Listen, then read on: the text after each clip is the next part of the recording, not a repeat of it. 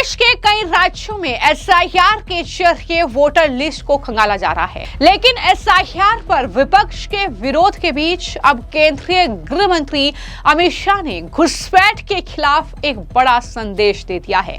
दरअसल बीएसएफ जवानों के बीच दहाड़ते हुए अमित शाह ने यह कहा कि मैं आज ये स्पष्ट करना चाहता हूं कि हम इस देश से एक एक घुसपैठिए को चुन चुन कर बाहर निकालेंगे। ये हमारा प्रण है। एसआईआर की प्रक्रिया देश और लोकतंत्र की सुरक्षा के लिए है। ये बड़ी बात भी अमित शाह के जरिए कही गई। सिर्फ इतना ही नहीं, विपक्षी दलों का नाम लिए बगैर अमित शाह ने कहा कि कुछ राजनीतिक दल घुसपैठियों को निकालने के इस अभियान को कमजोर करना चाहते हैं। उन्होंने बिहार चुनाव का उदाहरण देते हुए कहा कि जनता ने इस मुद्दे पर एनडीए को बहुमत दिया है। अमित शाह ने कहा कि दुर्भाग्यपूर्ण है कि कुछ राजनीतिक दल चुनाव आयोग की मतदाता सूची को सही करने के लिए लाई गई एसआईआर प्रक्रिया का विरोध कर रहे हैं। यानी उन्होंने किसी भी राजनीतिक दल का नाम लिए बगैर जाहिर तौर पर विपक्ष पर हमला बोला। खासतौर पर हम देख रहे हैं कि ममता बनर्जी लगातार जिस तरीके से एसआईआर का विरोध कर रही है, जिस तरीके से कांग्रेस पार्टी उसके विरोध में सड़कों पर उतर आई है।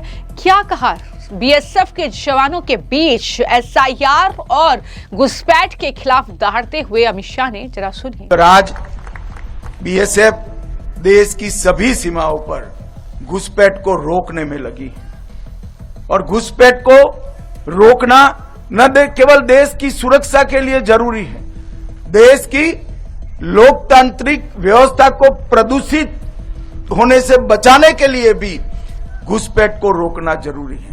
मगर दुर्भाग्य की बात है, कुछ राजनीतिक दल एक घुसपैठिया हटाओ का जो अभियान है इसको निर्बल करने में लगे हैं और वो राजनीतिक दल चुनाव आयोग द्वारा जो एसआईआर की प्रक्रिया चल रही है, मतदाता सूची का शुद्धिकरण जो चल रहा है, इसका खिलाफत कर रहे हैं। मैं आज इस हीरक जयंती समारोह में बहुत स्पष्ट करना चाहता हूं कि हम इस देश में से एक एक घुसपैठिए को चुन चुन कर बाहर निकालेंगे। ये हमारा प्रण है। इस देश के किसी भी राज्य का मुख्यमंत्री कौन हो, देश का प्रधानमंत्री कौन हो, वो निर्णय केवल और केवल भारत का नागरिक कर सकता है।